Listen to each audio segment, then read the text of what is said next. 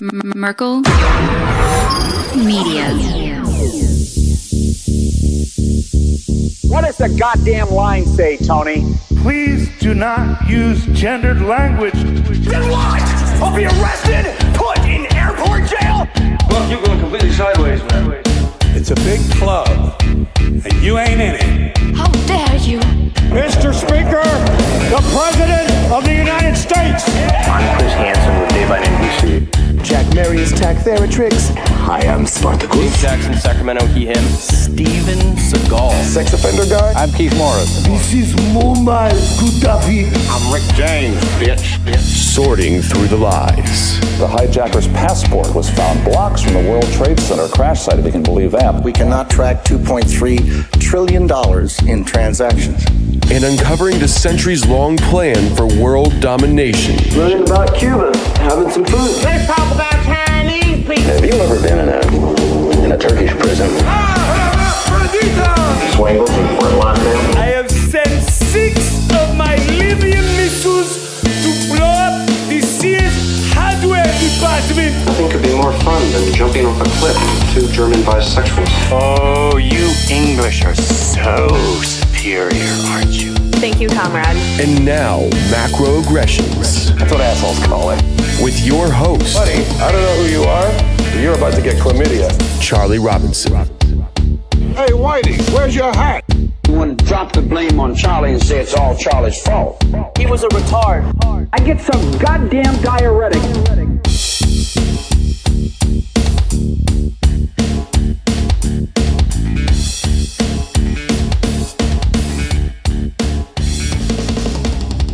Welcome to Macroaggressions. I'm your host, Charlie Robinson. If you are watching us on Rockfin, Rumble, Band.video, or you are listening wherever podcasts are served, thanks a million. We appreciate the support. If you want to connect with me, the website is theoctopusofglobalcontrol.com. You can find me on Twitter at Macroaggressions. Big thank you to our sponsors that make this show happen. EMP Shield is building a device that is many times more efficient than a single-use military design. It can handle 40 EMP strikes. It connects to your circuit breaker like connects to your electric panel like a Type 2 surge protector, and you can install it yourself. There's installation videos on their website, on YouTube, places like that. I'll tell you what, it works on your home, your car, motorhome and boats if you've got them, or a generator. You can get bundle packages that you can get a couple of them and bring the price down.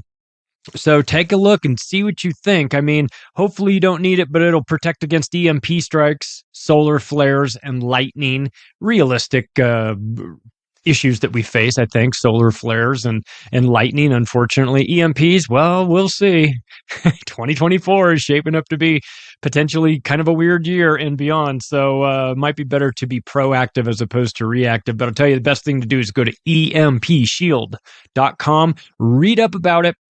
If you find something you like, the promo code on your way out to save you a little bit of money is MACRO. And thanks to the folks over at Chemical Free Body that make this whole thing work for me. I've been taking Green 85 for almost 4 years now. It is part of my daily routine. I really like it. Tastes good. Looks ugly, disgusting, like pond water, but it tastes a hell of a lot better than it looks, thank God. And they've got me on the Detox Bundle. It's a 90-day program. It's Green 85 plus gut detox, toxin detox, ultra enzymes, and probiotics. And they're all just capsules. You just take a handful of capsules in the morning and drink that Green 85 and you're done. And in 90 days, you will see a difference. I know because I've already done it before. But I decided I was going to do it again. I had 90 days until in Acapulco, so I figured let's do the detox bundle and sort of line those things up. So if you are so inclined, you want to read up about it or check it out, Chemical Free Body is the place to go, and the promo code is MACRO. Speaking of an Acapulco, I'll be there February 11th through the 16th. I'll be hosting an MC in the event this year. It's the 10th anniversary of it. It's going to be a real fun time. I mean, the event itself is a blast, but the after parties at night, you know, you could spend money on a bunch of useless stuff, but why not get yourself some really cool experiences, meet a lot of nice people internationally, have a great time. So if you are so inclined, anarchapulco.com is the place to go. The promo code is MACRO. That'll save you some money. The links for all of this are in the description below. Well, I'm going to name this one "Nothing Shaking on Shakedown Street" as a nod to the Grateful Dead song. Jeff Warnock did that episode with me a couple of weeks ago where we talked about the history of the Grateful Dead. Maybe I have Grateful Dead on the brain, who knows? But I think that when you're talking about this corporate shakedown racket that we've got, that song just kind of goes through my head. Nothing shaking on Shakedown Street.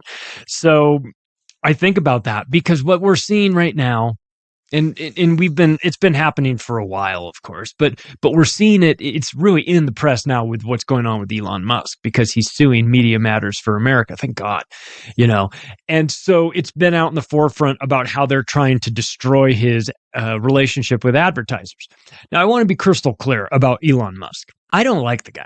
Okay. I mean, we have common enemies. Okay. Media Matters is a common enemy. A lot of the people that he goes after, those are people that I would consider to be enemies of humanity. So on the one hand, he's fighting the people that I think need to be fought. So I'll say, go get him, but I'm not putting a brain chip in my head. You understand that, right? You know what I mean? I'm not participating in that craziness because that's not something that, I would ever want to be a part of. I understand he's got ties to the government through SpaceX. He's got ties to the government through Tesla. He's got ties to the government through the Boring Company, which builds tunnels underneath cities. And he's a government contractor. That's what he is. So again, I appreciate the fact that he's going after these people, and I'll sort of leave it at that with him. So he said he was launching a thermonuclear lawsuit against Media Matters for America, who is a disgusting anti-free speech shakedown racket that's run by one of the slimiest characters in all of DC. This is really not too different from what BLM was doing in the Summer of Love 2020, except those groups didn't want money. They wanted silence and compliance. I mean, BLM eventually did start to shake down corporations for money, but the point of the protests were to silence people and to fold them into a certain way of thinking. BLM turned out to be a humongous grift. Of course, who could have seen that coming except all of us? We were screaming at our televisions about how these people are not serious and how they're con artists. And of course we were right, and they are, and they stole a bunch of money and they never did anything. Ask BLM what they did for the black community. What'd you do for the black community? Besides buying mansions in Beverly Hills and saying that you needed it as a safe space to decompress from the stresses of being black. Like, get the fuck out of here with that nonsense. I mean, just say you wanted to buy a mansion.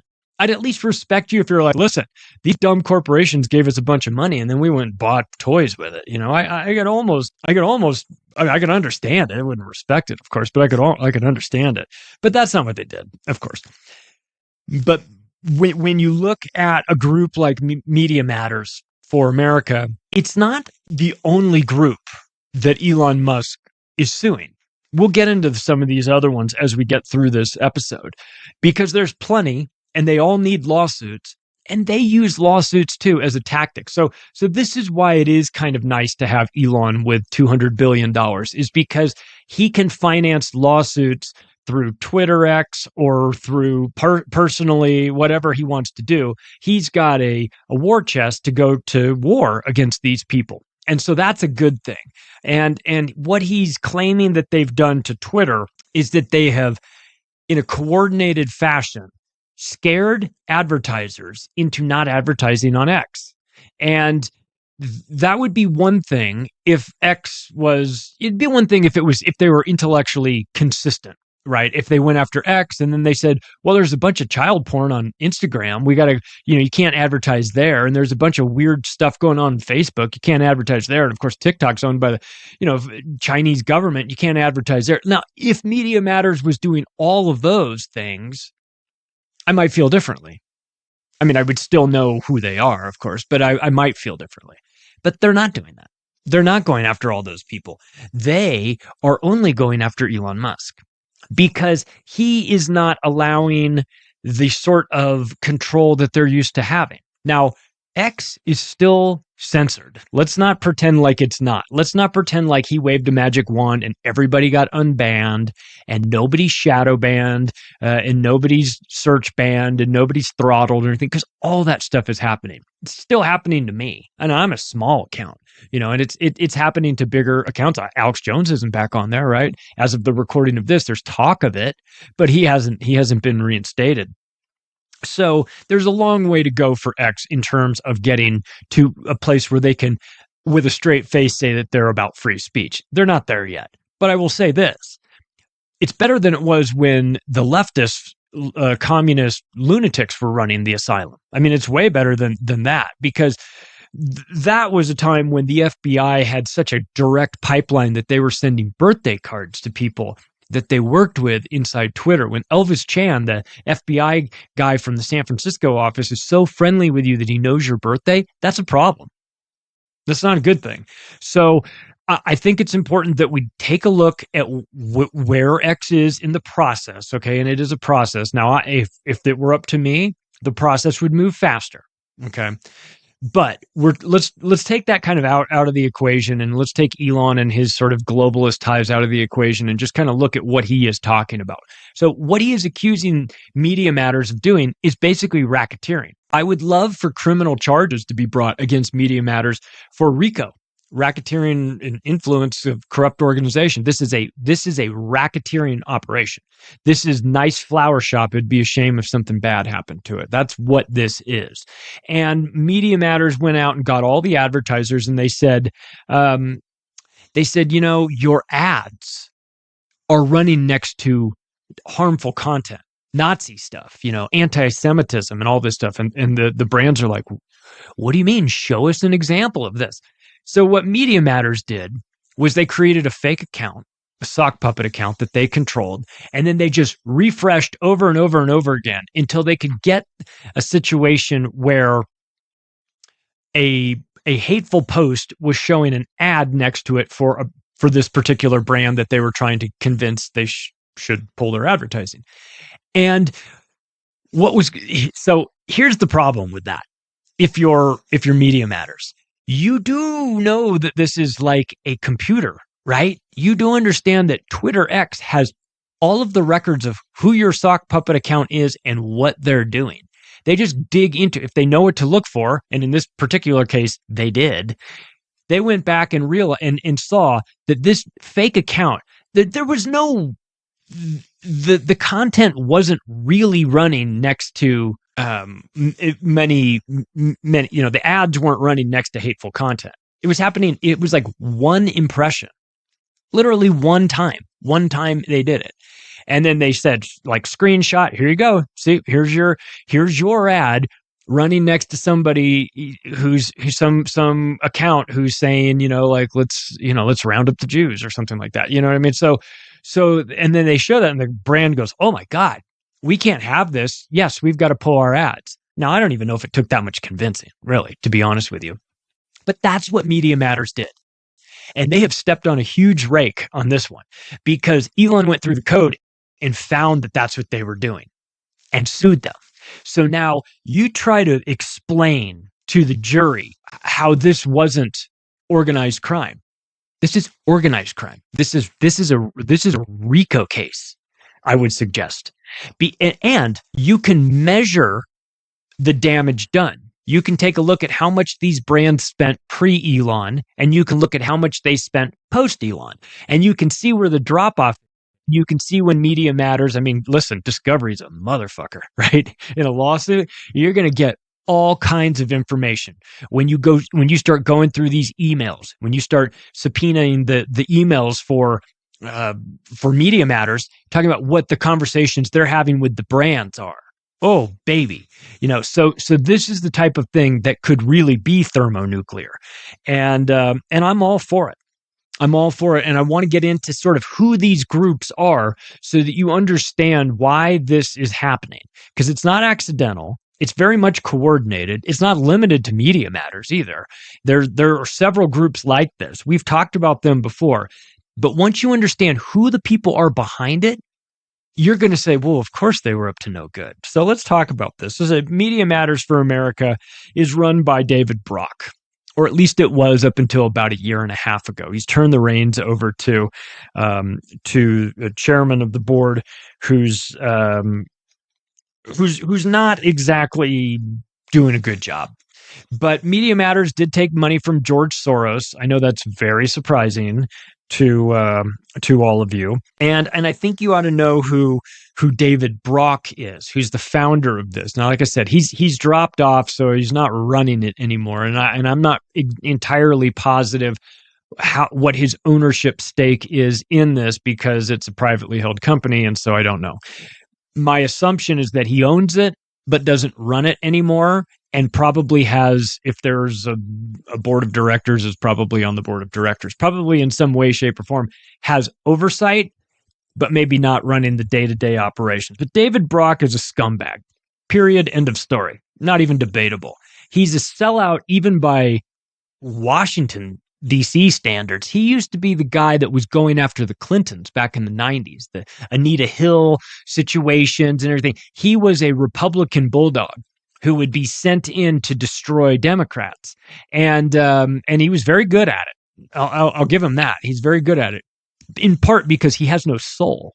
You see, there's no hurdles that he won't climb. There's no line that he won't cross, because he doesn't give a shit about destroying people. He is a destroyer. So it's a perfect job for him. His boyfriend for many years was James Alefantis. Ring a bell? I've mentioned this before. It's worth repeating. You'll hear it from me again, because listen, you are judged by the company you keep. Fair? And James Alefantis is a Rothschild, and James Alefantis is the owner of restaurants. He owns a place called Buck's Fishing and Camping. You might have heard of that, but you definitely have heard of the other restaurant he owns. It's called Comet Ping Pong. Now do we have your attention? David Brock's boyfriend, David Brock, who owns Media Matters, his boyfriend was the guy that owned Comet Ping Pong. So if red flags are waving and sirens are going off in your head, there's a reason. James Alefantis was also named the 49th most powerful man in Washington, D.C. That's according to GQ back in 2012. I ask you a logical, rational question.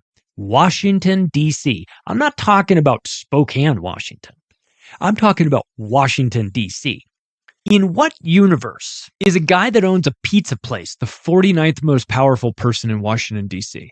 Take all the time you need to explain that to me.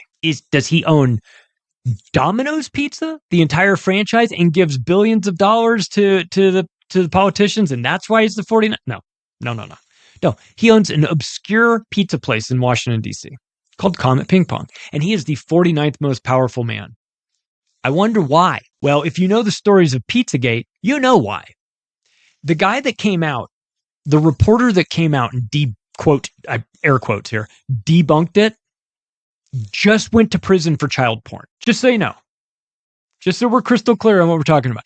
And the talk of it's going on in the basements and we don't have basements or anything. Go find the interview with David Brock from a few years before that, where he talks about how they're doing work down in the basements. They have basements. Stop it with that.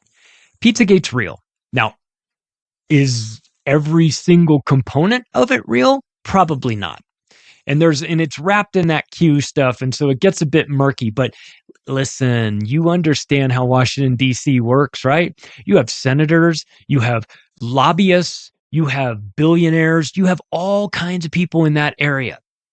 You don't think that there's 50 of those guys that are more powerful than a guy that owns an obscure pizza place, unless that obscure pizza place is running some sort of sexual blackmail entrapment operation, which I would suggest is exactly what's going on there. So it hasn't been debunked. The debunker's in prison, getting his dance card punched nightly, wearing his boxers backwards, braiding hair. You know what I mean? It's going to be a long, tough road for that guy. And good. If you're dealing in child porn, you deserve to go to the bottom of the prison. But that's David Brock's boyfriend, ex-boyfriend. I guess they're not together anymore. How'd you like to have you?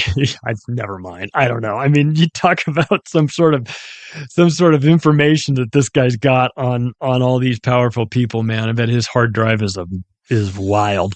But I mentioned that David Brock attacked the Clintons. And I told you that he's a soulless lunatic who's for sale. Well, he attacked the Clintons in the 90s. He works for the Clintons now. You understand what I mean? He was in charge of heading up Hillary's super PAC when she was running for president.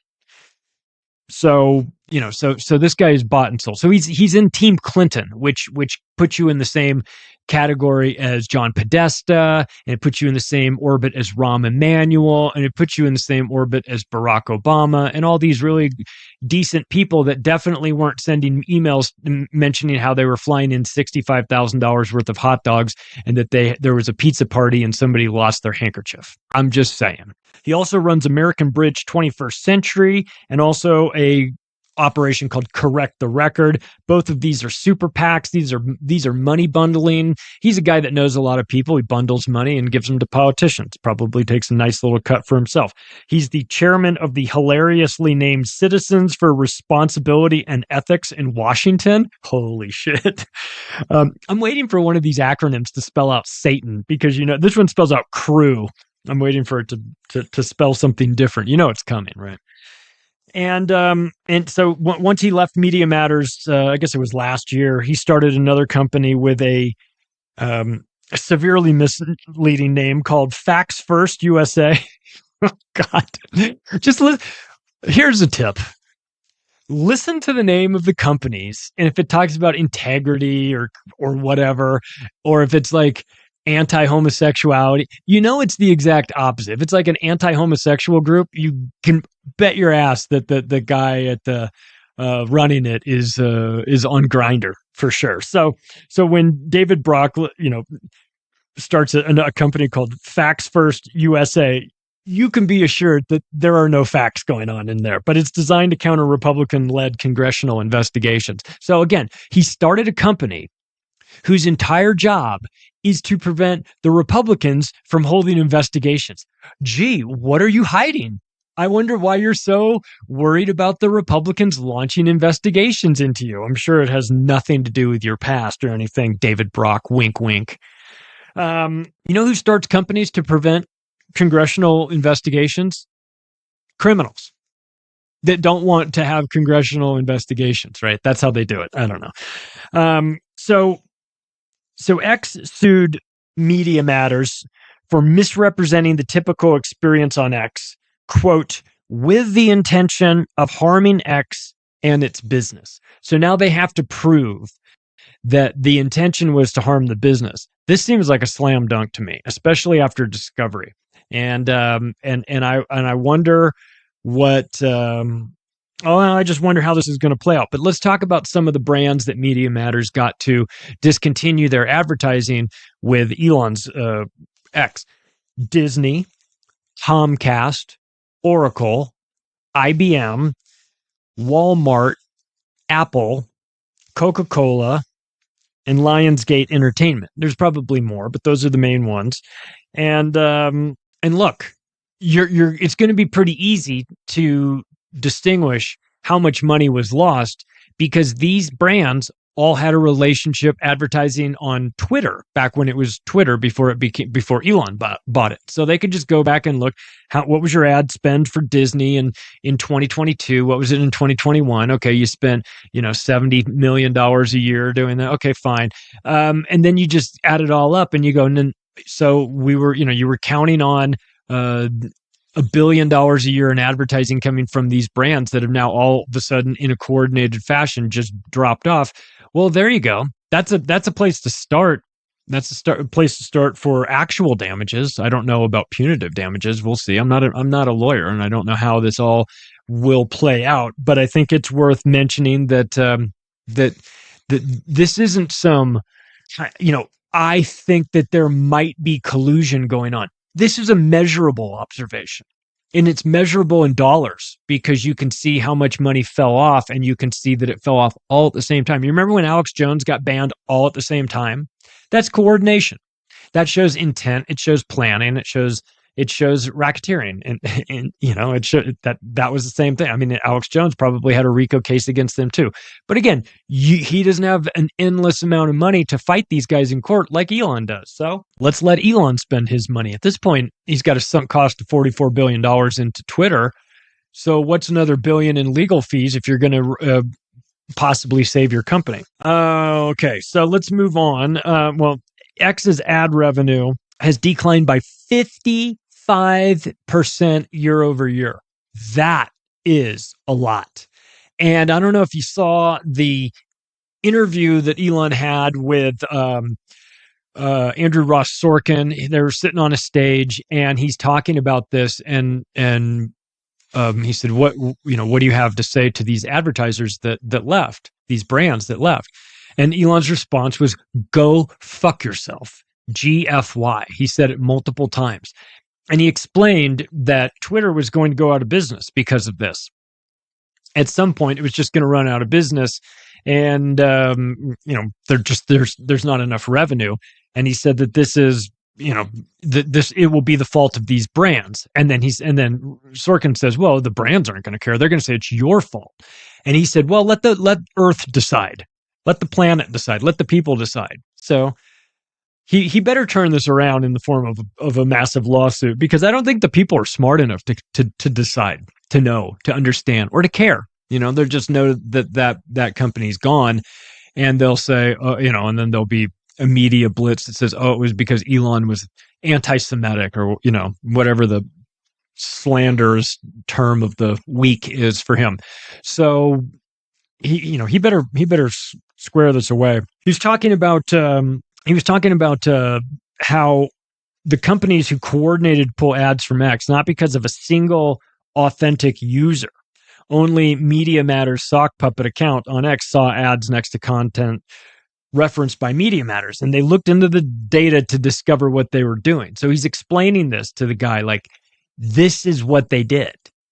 It wasn't like Coca-Cola ads were running on the KKK's homepage or something like that. You know what I mean? It was like they made hateful content and then just kept refreshing to see which advertisers popped up next to it. And then when it did, they're like, see? So it's dirty. It's dirty tricks. It's dirty Washington tricks, but we'll see how it plays out. So the new guy who's in charge after David Brock left is a guy named Angelo Carusone. And he, it wouldn't be the first time that this dishonest zealot tried to destroy someone he's opposed to politically. This is kind of what he does. He's a member of DC's gay mafia, just like David Brock, just like James Alefantis, right? These guys are politically connected, psychopathic homosexuals. The homosexual part is just sort of a coincidence, sort of an add-on to this. It's not to say that being homosexual makes you psychopathic, but in this particular case, this is what they call the DC gay mafia. And this guy, Angelo, he's done this before at previous stops before Media Matters. He went after advertisers of Glenn Beck, who eventually lost his show on Fox News because of that. He went after Bill O'Reilly, who's a fucking lunatic in my book, as far as I care. But still, I mean, this is a coordinated effort. He went after Rush Limbaugh.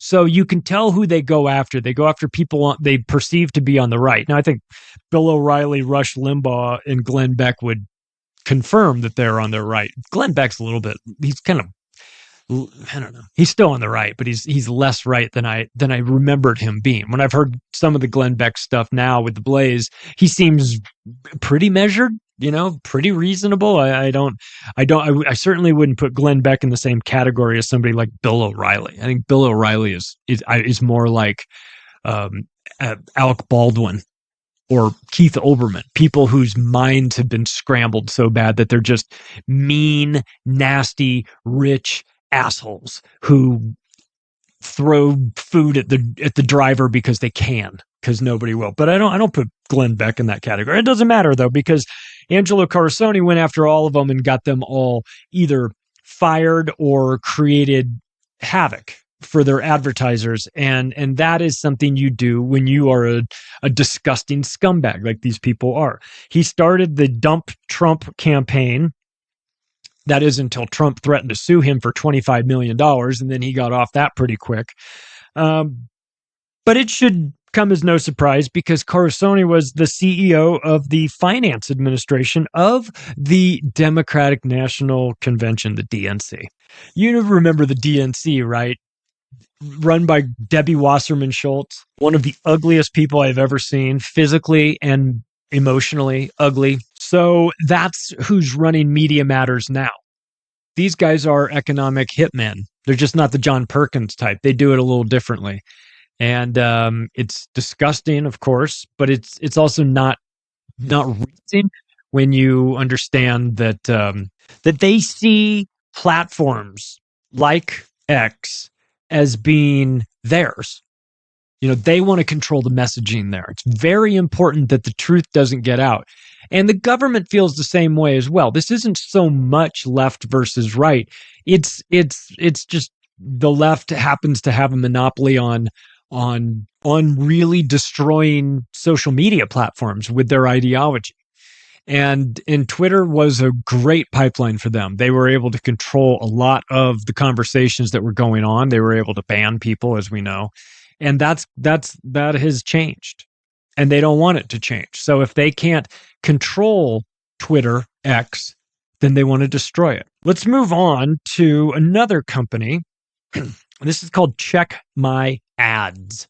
And not to be outdone, Rumble filed a federal lawsuit against the creators of Check My Ads, a lady's name Nandini Jammy and Claire Atkins, for launching a, quote, disinformation campaign to demonetize Rumble. Now, Rumble is a little bit like, it's a video sharing platform, right? It's sort of come out of the wake of the censorship campaigns of YouTube, and they have become essentially a place for free speech. Again, there's always a bit of an asterisk here because some people find that their version of free speech is not welcome.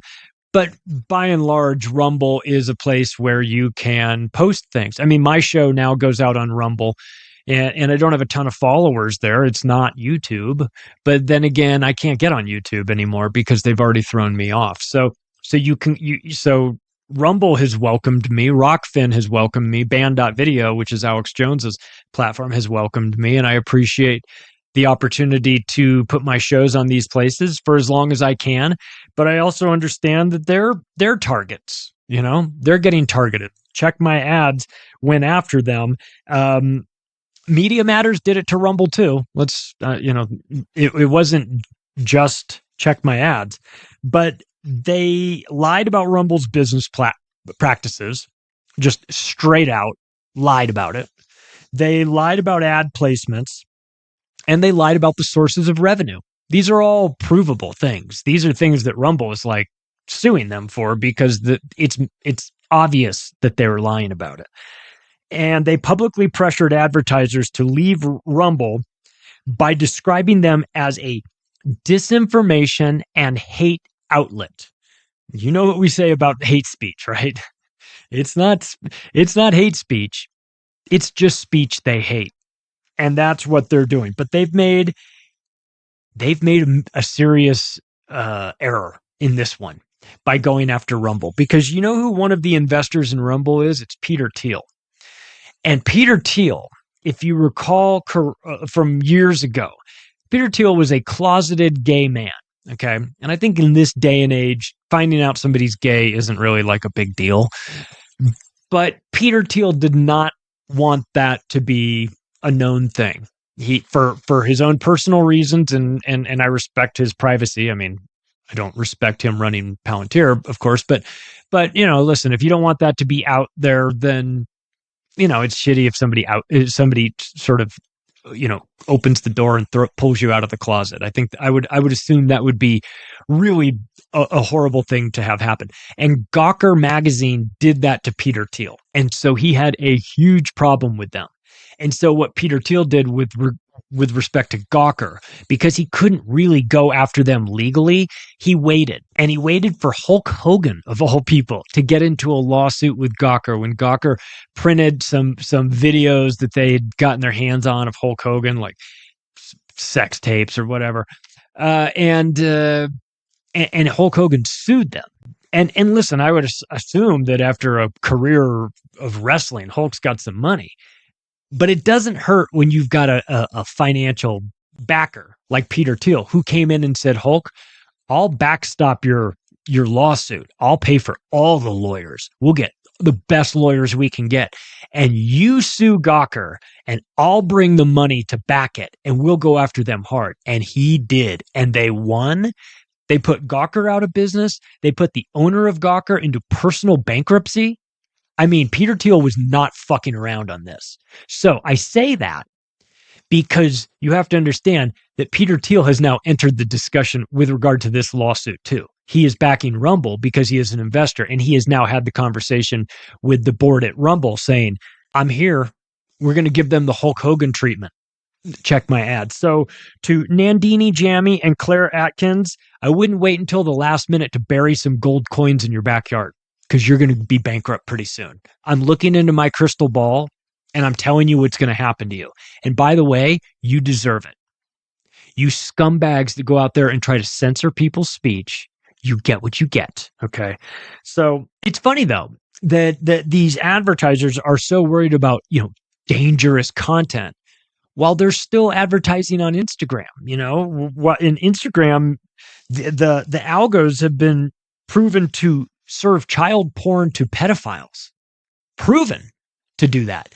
That's Instagram. So where is the outrage there? Where, again, like I said at the beginning, if Media Matters and Check My Ads and ADO and Center for Countering Digital Hate and all these groups, if they were really concerned about dangerous content being next to advertisers, then why aren't you going after Instagram? They have a huge problem with child porn. This is not some new revelation. It's been known for a long time. It's been proven for a long time too. And yet there's no appetite for boycotts there. Isn't that funny? So another thing that happens though too is when you start to get into this fight like Elon has. Isn't it interesting that ever since he started to fight back against this coordinated corporate advertising smear campaign, now all of a sudden the Department of Justice and the Securities and Exchange Commission have opened a few investigations into Tesla. And let's not forget that the SEC sued Elon Musk over his initial purchase of Twitter back in 2022. The Securities and Exchange Commissions sued him because he was trying to buy Twitter. So there's already government interference in this. You understand that the Securities and Exchange Commission is run by criminals. Okay, guys like Gary Gensler need to be in prison for what they're doing. All the financial regulatory agencies in the United States that are supposed to be making sure that the markets aren't rigged are always deeply involved with people that are rigging markets. But when you've got a guy like Elon Musk who kind of goes off the reservation a little bit, what do you know? Here comes the investigations. Here comes the lawsuits, right? The Federal Trade Commission has demanded that he turn over all the documents with relation to his purchase of Twitter.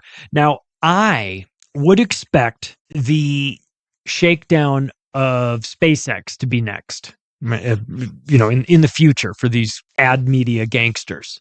You kind of see the pattern where it's going. It won't be long before some government agency opens up an investigation into SpaceX or Boring Company or Neuralink or Starlink or whatever.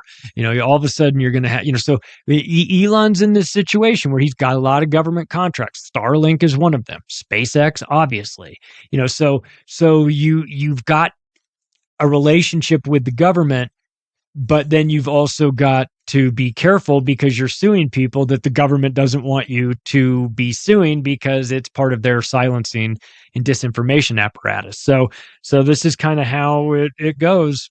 You got to be careful when you shake down. When you file lawsuits against these organizations, because then the government comes after you as well. And this is what David Brock does. This is what Angelo Corazzoni does. This is what Jonathan Greenblatt of the ADL do.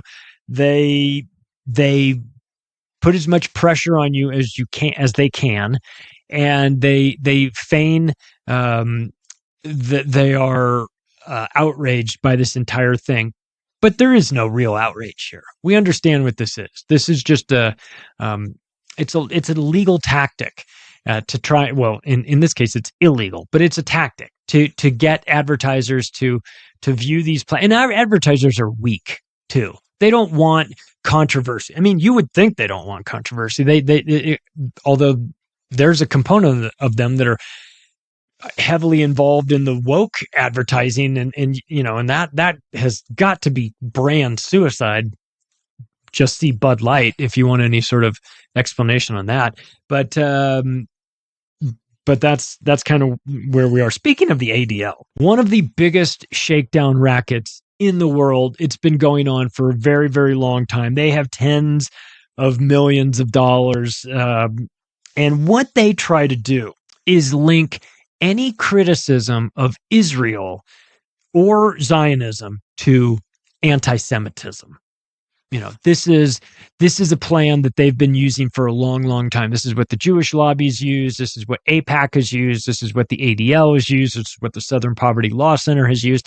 Any criticism, justified or not, of the state of Israel, the country of Israel, Israeli government, and the Zionist government of Israel, again, a political designation, not a religious one. Any criticism of that, the ADL's job is to say, you're anti-Semitic. And that has been working for a very long time. You can find a chapter in my Octopus book called Student Body Right. And the reason why I named that chapter that is because back in the 60s, USC football, college football, used to have a running back you might have heard of named O.J. Simpson. And he was such a good running back. They had this play where all of the linemen on the left, everybody pulled. The lineman on the left, and it's kind of football-y, but the lineman on the left immediately pulled and ran to the right, and all the linemen that were on the right, they started blocking, and everybody just ran to the right side. Student body right. It was basically get everybody on the field and run to the right side of the field and start blocking. And OJ will run behind you, and he'll just weave his way through, and he'll wind up in the end zone. And that play worked so well, nobody could stop it. And they won a national title, and I went to USC, not then, and not in the 60s, I'm not that old, but I remember, it's a legendary play. It's a legendary time. And what it is it's a play that they would, here's the thing. Every team that they played knew it was coming, and they couldn't stop it. That's the point, is that sometimes there's a play that is just so unstoppable that you keep running it and running it and running it until somebody shows you that they know how to stop it. And that's why I named this chapter that, because that's what the ADL and AIPAC and these Jewish leaning groups have done for a long, long time. Just claim everybody hates the Jews. And whenever they start being critical of you, just call them anti-Semitic, and that'll get them to back off. Nobody wants to be thought of or perceived as being a hateful person that's picking on people just because of their religion. That's a bad look, right? So what they've done is they've conflated the two, where any sort of legitimate criticism, I'm not talking about actual hate, hateful speech. I'm talking about just saying, I think Benjamin Netanyahu shouldn't be bombing people, or I think that Israel shouldn't be doing what they're doing to the Palestinians. Anti-Semitic, right? No, you can't say that. You're anti-Semitic. Well, listen, that play is actually getting to the point where there is now a defense for it. So student body right is coming to an end with regard to that. Louis Farrakhan sued the ADL for $4.8 billion. I mean, Louis Farrakhan is a trip. He's 90 years old. He hates Whitey, I'm pretty sure, but man, he hates the Jews, and he sued them for $4.8 billion. We'll see how that plays out. That's the Nation of Islam and his group, but he's got problems with him. Ben Garrison, cartoonist Ben Garrison, he sued the ADL for $10.35 million for defamation. Elon's threatened to sue them. And Jonathan Greenblatt is a scumbag of epic proportions. He'll probably try to sue me for just saying that. But listen, I can prove it. I can prove that you're a scumbag. I can show example after example after example of you being a bad guy and doing things that are reprehensible. So that's what it is. So this is all part of this, is silencing any sort of criticism. In this particular case with the ADL, it's very heavily Israel but not completely. They don't like Elon because, again, Elon is allowing people to say the things that will point the finger, rightly so, at the administration of Benjamin Netanyahu. And we can't have that, right? We can't have people actually calling these people out because that would paint them in a bad light. So the ADL's involved, but they're going to get sued, and good. I hope they do. Hope they get put out of business. There's a group called Dewey Square Group. This is a public affairs group that falsely said Rumble was dependent on Google ads. They're getting sued. You know, when you say this, when you say like Rumble can't even get advertisers, they just have to outsource that to Google. Well, Google does provide a portion of their advertisers, a very small one though, like very small. And they made it sound as if Rumble was so disjointed and so out of, so poorly run and so despised by advertisers that they just have to get all their advertisers from Google. And that is not the case. And so here comes a lawsuit. So do you guys get ready to pack your bags and move out of your office, because once Peter Thiel gets done with you and the folks over at Rumble, good luck to you.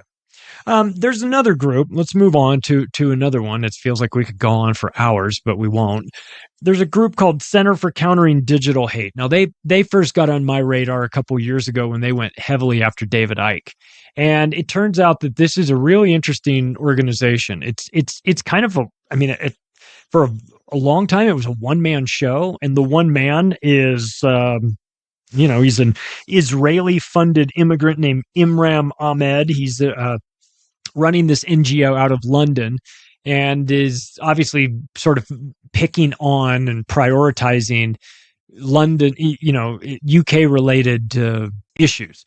But I would say it's not limited to that.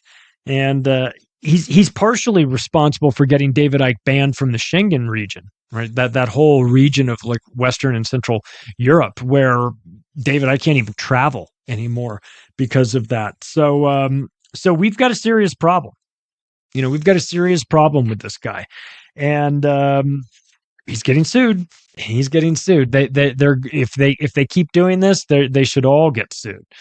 But let's move on to one that you may hear Tim Pool referencing from time to time, called NewsGuard. I did an entire episode on them called Guarding the News probably 2 years ago. And they aren't guarding the news, by the way. They're censoring it. That's what they do. NewsGuard has partnered with Microsoft and Bill Gates, of course, to have their software program pre-installed on Microsoft Edge browsers that come with Windows. So they want this, and they plan to install it on all their Microsoft's mobile phones as well. And what this does is NewsGuard gives you a rating for the websites or the news related sites that you're on. It's like a stoplight. It's a red, yellow, green sort of system. And of course it's completely inverted, because if you go to it, it's like CNN gets a green, like they're a source of fantastic information, and they're definitely not run by a bunch of pedophiles over there, even though their producers keep getting arrested and charged and then convicted of pedophilia. That's certainly not happening when their bosses aren't getting fired for having inappropriate affairs in their office places, and when Don Lemon isn't screaming at women, telling Nikki Haley she's too old, and then fighting with Caitlin Collins and all this stuff. I mean, CNN is a dumpster fire. Of course, we know this. They took $300 million for CNN Plus out into their parking lot and lit it on fire. Didn't even last 3 weeks. So CNN is in no position to be some sort of arbiter of what's truth and what's not, and so their news reports, if you were being fair and balanced and reasonable, you would look at them and you would give them a red light. But NewsGuard gave them a green light, because NewsGuard is full of shit. And once I get done explaining to you who's on their advisory board, you will understand exactly why I say they are full of shit. But they also have plans to have Facebook, Google, and Apple directly integrate NewsGuard into every smartphone and every tablet sold. I want to say that again. That's Google and Apple. So you're talking about Android and iOS for Apple, for all iPhones and all Android phones, to have NewsGuard pre-installed on all of that. That would be That would be a huge win for NewsGuard because the vast majority of people are going to see the name and go, oh, it's going to tell me which news sites are reputable and which ones are dangerous to look at, which ones are disinformation. Well, you know who's going to get a red? Zero Hedge. Zero Hedge is a great place for news, actually. I really like Zero Hedge. And they already got thrown off Twitter. They got banned from the App Store, not because they're fake news, but because they're real news. In fact, they're super measured. I mean, they kind of go after both sides. So this is what it is. It's going to give them an opportunity to reach normies because it'll be pre-installed on everybody's phones and tablets, and then they won't even have to ask for it. They won't even have to serve it up. It'll just already be there, and that's going to create confusion for people that don't know what NewsGuard is, and they make the assumption that it must be good. If it's pre-installed, it must be protecting me from harmful misinformation. But anything, it's far from the truth as you could possibly get. And because it's NewsGuard is to protect you, of course, as they're lying to you. But let's I told you I'd say that I'd give you a rundown of who's on their advisory board. I mean, it is filled with some bad people. Let's start with Tom Ridge, former Homeland Security Director. You know, he is securing the homeland. That's Tom Ridge. He's a bad guy. Michael Hayden. Michael Hayden has the unique honor of putting on his resume that he wasn't just the head of the CIA, he was also the head of the NSA as well. He's a member of the Chertoff Group. Michael Chertoff, the first director of Homeland, or was he the first? Yeah, he was the first. Maybe Tom Ridge was the first. He's either the first or the second of Homeland Security. But Michael Chertoff gave you the backscatter airport scanning machines that he put in all of the airports through his Chertoff Group, which is interesting because Michael Chertoff was deeply involved in the planning of 9/11. So that's the reason why he knew to plan that. Michael Hayden also sits. He's not just on the board of BAE Systems, which is a weapons manufacturer. He is the chairman of the board. Weapons, bombs that are dropped on kids. Michael Hayden's in charge of that. And of course, a member of the CFR. So these are the group of people that are advising NewsGuard, this software program that is going to give you a red, yellow, or green on which news sites you go to. Person in charge of you that. The advisory board is the guy who used to run the CIA and the NSA. That is automatic disqualification. If you don't understand who's on this board, then you might think that NewsGuard is just guarding the news, right? They're not. Richard Stengel. I want you to do, whenever you get done with this episode, the next time you're in front of a video, type in Richard Stengel CFR propaganda into I don't know, YouTube will definitely have it, or wherever, and find the video. It's about a 3-minute clip. It's real easy to watch. Watch him talk. He's sitting up on a panel discussion at the Council on Foreign Relations, and he's talking about the role of propaganda. And it's interesting to hear what he has to say about it, about what he thinks about it. Because he says, I frankly don't think propaganda is that big of a problem. Every country uses it. Every country needs it. I don't have a problem with it. He says, when I used to work in the Obama White House, the nickname they gave me was chief propagandist. Now, he was the editor-in-chief of Time magazine. So again, think about this rationally. He's the chief propagandist in the Obama White House. He runs Time magazine. He's a member of the Council on Foreign Relations. He's a distinguished fellow at the Atlantic Council, and he worked at the State Department. And he is on the board of directors, the guy that says, I don't have a problem with propaganda. Propaganda is fine. Every country uses it.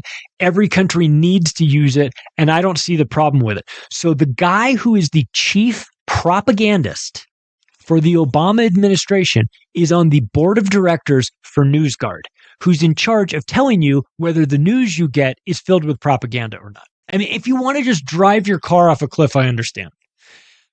I mean, it is so goddamn frustrating to watch this and see this, and you just want to shake people and say, look at this. Next on the list, Don Baer, Baer is how you spell it. Former White House communications director under Bill Clinton. Oh my God. I mean, Bill Clinton is a pathological liar and sociopath. We all know that. That's not debatable. But if you are the communications director for Bill Clinton's White House and he's lying as much as he's lying, this is taking lying to an art form. He was the chairman, or I guess he is still the chairman of PBS, Public Broadcasting Service. That's the news channel. That's the TV channel that plays like Sesame Street and stuff like that. He's the chairman of PR firm Burson, Cohn and Wolf. Now, this PR firm, Burson, Cohn and Wolf, is in what they do is they get hired when a corporation or an institution or a group of corporations has done something so unbelievably terrible that their reputation is destroyed, and we need to lie and spin it so that everybody doesn't think that we're horrible scumbags, even though we're horrible scumbags. Would you like to know a list of the clients that this company, this PR firm that he is the chairman of, has worked with? Big Tobacco, the tobacco industry. They represented him. Saudi Arabia after 9/11. Johnson & Johnson after the Tylenol poisoning. And asbestos lawsuits. Monsanto. And lastly, Union Carbide, when they blew up that Bhopal plant in India 40 years ago and killed a bunch of people. So when you are poisoning people like Monsanto, Johnson & Johnson with literally Tylenol poisonings and asbestos lawsuits, Union Carbide making chemicals and having your chemical plant blow up and kill a bunch of Indians, tobacco industry killing people each day with your products, Saudi Arabia being involved in 9/11. When you do that stuff, when you are in that line of work and you don't want people to know you're in that line of work, you hire Burson, Cohn and Wolf as your PR firm. And the person running that, the chairman of that, is Don Baer. And Don Baer is on the board of directors for NewsGuard. Lastly, Elise Jordan, former communications director for the National Security Council, also works for MSNBC and Time Magazine. So she's deeply involved in the NSC, National Security Council. Just to remind you, that's where Ollie North came out of when he was running the drugs and cocaines for Iran-Contra, the NSC. She now works for MSNBC. A reminder that the MS in MSNBC stands for Microsoft. And Time Magazine. Time Magazine's former editor-in-chief, Richard Stengel, is also on the board. He's the guy that says he doesn't have a problem with propaganda. Elise Jordan, does that name ring a bell? You know who she was married to? Michael Hastings, before he blew up. Moving on. You're like, oh God, this is so gross. It is. It's totally gross. The whole thing is gross. Look, these groups that are there to manage hate speech are not actually there to get hate speech off of these platforms. We understand that. Their job is to run interference. Their job is to create confusion. Their job is to get you to believe things that are not true so that you'll feel a certain way. They don't want you to feel like Monsanto's the bad guy, and they don't want you to feel that the tobacco industry is actually killing people, so they lie to you. These are professional liars.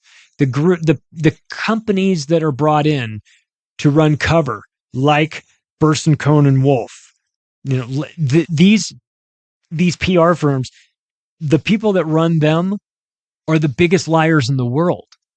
So I ask you, if you're NewsGuard, if I'm really doing my job, if I'm really trying to guard the news, if I'm really trying to make sure that hate speech doesn't get on my platform, and I would want my board of directors to be above reproach. I would want them to be the type of people that you would go, look, we brought in the best and the brightest. We brought in guys like, I'd bring in like Sully Sullenberger, right? You know, the guy that landed the plane. Everybody loves him, right? He seems like a good guy. Seems like an upfront, righteous dude, right? My board of directors would be all of these people that you'd go, oh, that guy's amazing. That guy's great. Or that guy, whatever. The last people in the world I would put on my board of directors if I was actually running an upfront, a good, honest corporation. The last people I would bring in is the former head of the CIA and the former head of Homeland Security and the chief propagandist from the State Department and the guy that ran the largest PR lying firm in the world and the lady that may or may not have had her boyfriend or husband murdered, Michael Hastings. These are the last people in the world I would bring in. And yet that's who NewsGuard's advisory board is. So again, when you hear this, when you hear them talking about these lawsuits against Twitter X and Elon Musk and going after, and collectively convincing brands to pull their advertising because they don't want to be associated with hate speech. It's important that you understand who these groups are. That they're the furthest thing from, defenders of free speech and liberty. Their entire job is to lie to you, to stifle, to be the chief propagandist, to be the head of the NSA. It's crazy to me that people don't understand what's actually happening. But I'll tell you why it's happening. I'll tell you why it's happening now. First of all, they've lost a bit of control with regard to the messaging of what's going on. There's so many lies happening right now. It's hard to keep, contain them all. They're all starting to come out. You have questions about October 7th. You have questions about 9/11. You have questions about the role of, what Joe Biden is doing. You have questions about Ukraine. You have questions about that we've got, all currently being discussed in ways that the mainstream narrative, is threatened by. But the reason why they're cracking down on him right now is because of the 2024 elections, because the upcoming elections, because I think that they believe that if the general public is to have access to unfettered information, and again, I'm not trying to say that X is unfettered information, but it's there's a variety of sources. Some of it gets through. If the general public is to hear actual truth, the Democrats will never be able to get, whether it's the corpse of Joe Biden reelected or some new person, Gavin Newsom, God knows Kamala, good luck with Kamala. Whatever that is, whoever their candidate is, you've got to suppress these stories. You can't have the Hunter Biden, you already suppressed the Hunter Biden laptop. Are you going to be able to suppress the Hunter Biden lawsuit? The criminal charges, the fact that he took $1.6 million out of the ATM. Very impressive, by the way, that you were able to get $1.6 million out of the ATM. Or that you spent $781,000 on prostitutes. This is stuff that creates big problems. Or that you have gun charges. Let's be honest, gun charges are not good. Tax evasion charges, not good. So they've got to get control of the messaging. They see this as a loose end that needs to be tied. And my fear is that there's no line in the sand that these people won't cross. So I guess we could just keep our eyes open for that October surprise in 2024, right? Because it's coming. You just don't know what it'll be. Hey, if you like this episode, you can take the additional step right now and share it with your friends and family. You can follow me on Twitter @macroaggressions or go to the website, theoctopusofglobalcontrol.com. Thank you, everybody. I'll talk to you again soon.